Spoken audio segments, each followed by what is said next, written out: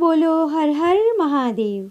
सौराष्ट्रे सोमनाथं च श्रीशैले मल्लिकार्जुनम् उज्जयिन्यां महाकालम् ओंकारं मल्लेश्वरम् परल्यं वैद्यनाथं च डाकिन्यां भीमशङ्करम् सेतुबन्धे तु रामेशं नागेशं दारुकावने वाराणस्यां तु विश्वेशं त्र्यम्बकं गौतमीतटे हिमालये तु केदारं तुष्मेशं च शिवालये एतानि